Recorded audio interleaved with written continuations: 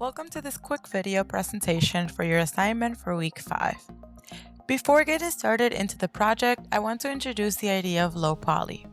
Low poly is a polygonal mesh that has a relatively small number of polygons. 3D scenes that use a low polygonal resolution help to reduce render times, which greatly speeds up the development process. Low poly art can have a look, which is having visible polygons with sharp edges. This style is a conscious choice, and we're not really aiming for that. We're thinking of low poly more in terms of a simple and clean mesh with a low amount of polygons and no visible polygon edges.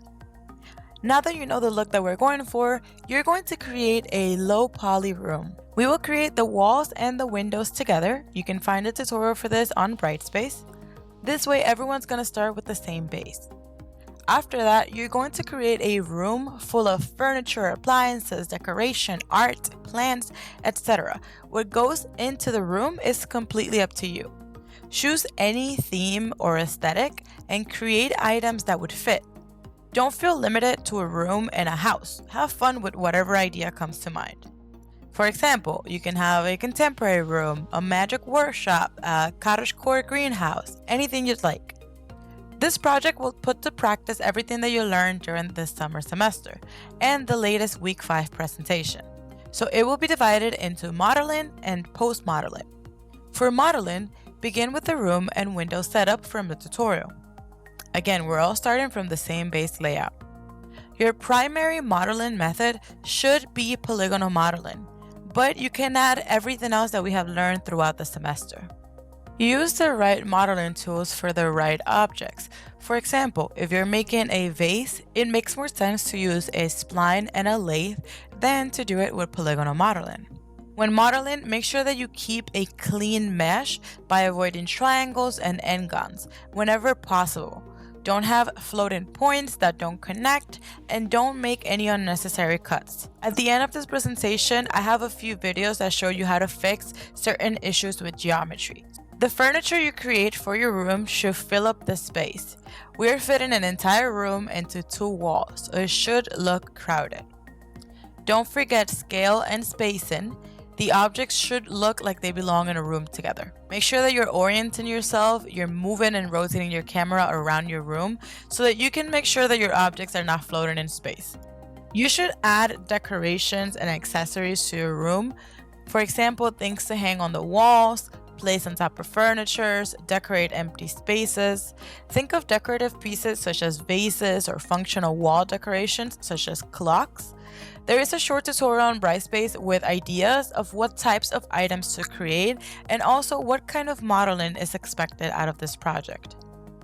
Quality is more important than quantity.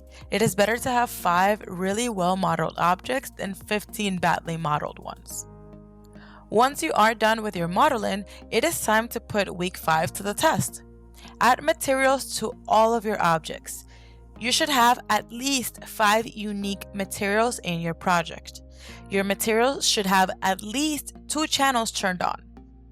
These channels should have variations to their properties. For example, it's not enough to just turn on transparency. You have to change something in that property. You may use Cinema 4D's built-in shaders, or you can import your own textures. Just remember, once you are done, you have to save project with assets and submit the entire folder if you're using external images. Have at least 3 different sources of lighting. Make sure that your lighting is intentional, and at least one of your lights should have shadows. You can add an HDRI if that works for your render. Once you're done, submit at least 5 renders at 1920 by 1080.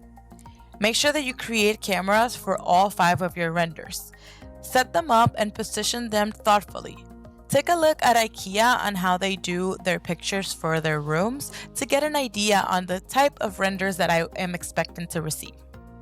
Make sure that you add render effects like ambient occlusion and global illumination so that your file looks more finalized. This is only if it works with your render. Submit all 5 renders and your Cinema 4D file in Brightspace. You should use references to help guide your creativity. Here are some examples. Also, you're not limited to real-life examples. Feel free to create objects from your favorite shows, games, book, etc. And that's the presentation. Have fun!